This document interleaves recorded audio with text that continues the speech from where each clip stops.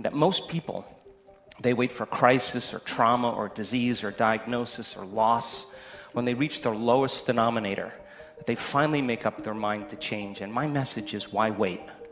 That we can learn and change in a state of pain and suffering, or we can learn and change in a state of joy and inspiration. And we are literally in a new era right now.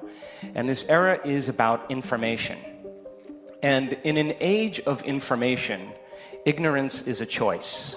We don't need a doctor, a teacher, a governor, a priest, a rabbi, a minister to gain information any longer. Because we have access to information, people are taking their power back.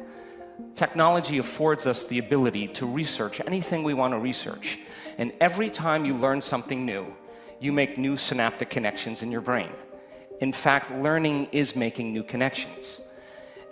My interest then is to not only measure just the brain, but we also know that it requires two ingredients for a person to begin to make a significant change. Number one is a clear intention, a vision, an idea of the future. And when a person begins to select a new idea in the future, if they can begin to emotionally embrace what that future is going to feel like, because they're so caught up in their inner vision, they begin to feel an elevated emotion. So if we're not defined by a vision of the future, then we could say then, for the most part, we are living by the memories of the past. And we could say then, a person who's in this state believes in their past more than they believe in their future. It means they're romancing their past and more in love with their past than they are with the future. That they're telling the same story of their past instead of telling a new story of their future. And the latest research in neuroscience shows that memory is creative, which means then 50% of what you talk about in your past isn't even the truth, that you make stuff up. That means that so many people are reliving a miserable life that they never even had. And they do that because it reaffirms their identity. Feels familiar.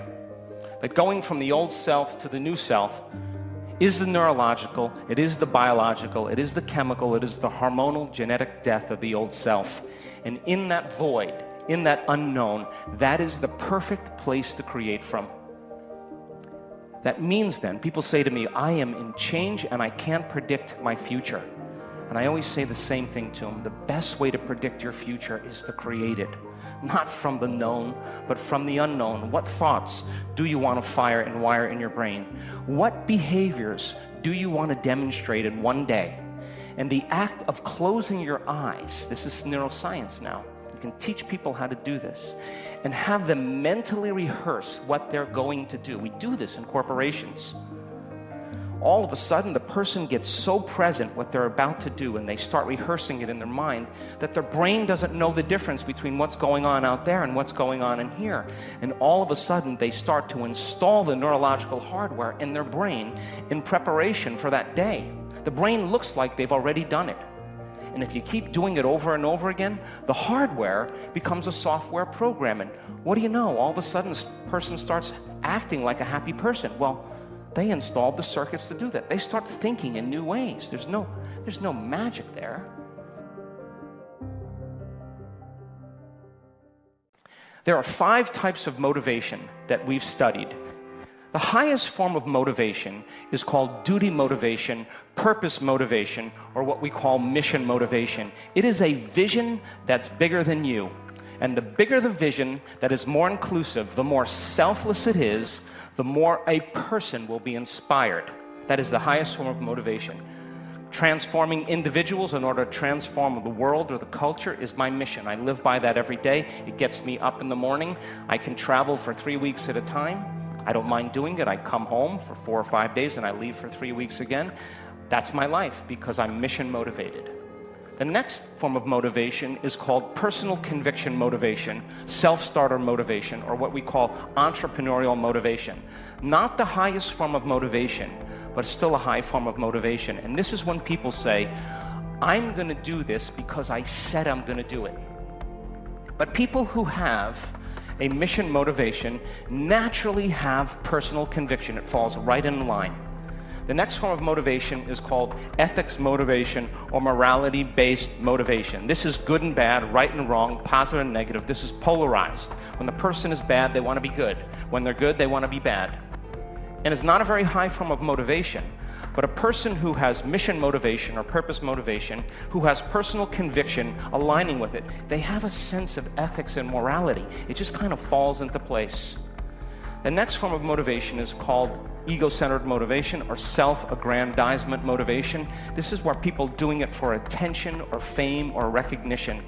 Not a very high form of motivation, but a person who's mission motivated, who has personal conviction, who has a sense of ethics, will naturally get attention or recognition. And the lowest form of motivation, check it out, is called money motivation. And it is the most selfish form of motivation. And we can spot that on a person a mile away. Would you agree? So now, what is mission? What is purpose? What is intent? The cute thing about this is that purpose or mission is ongoing. There's never an end to it. You could have a purpose to go east, and you will never run out of east. You could have a purpose to be healthy, and you will never run out of health. There's always more health to have. You could have a purpose to be wealthy. There's never an end to that, or abundance, whatever you want to call that. You could have a purpose to gain knowledge and information, and that's ongoing. So then, bringing a vision into reality means that we're grabbing from a world of possibilities, and we have to bring it into the world of reality. That it starts with a thought, and when it ultimately manifests, it manifests as matter. In quantum physics, it's called the wave function. The wave of the atom is really where possibility exists. The particle is the collapsing of that energy into materialism. The immaterial to the material, or we could say from a world beyond the senses to a world of the senses. So then, if you have a vision or a purpose, then the next thing to do is to set up goals in alignment with your purpose or your vision. And goals then help us to stay on purpose. And the more you are on purpose, the easier it is for you to maintain your goals. So then, if you work with a department, you work with sales, you work with management, you work with HR, whatever it is, if you can get a subculture of people aligning to a purpose, and then all of a sudden sharing similar goals, the outcome of that department, you will begin to create quite a bit of motivation and quite a bit of inspiration amongst that community. So here's an example. If you're in the United States, if you had a purpose to start in Los Angeles and go east, if you set up certain cities as goals along the way to get there, as long as you are heading east, those goals help you to stay on purpose. And all along, every goal then is proof that you're headed in the right direction. You could have a purpose to get healthy, and then there are certain behaviors and choices that you have to make in order to get healthy. These are specific goals that you would want to arrive at. It means that you would have to make some changes in the way that you do things.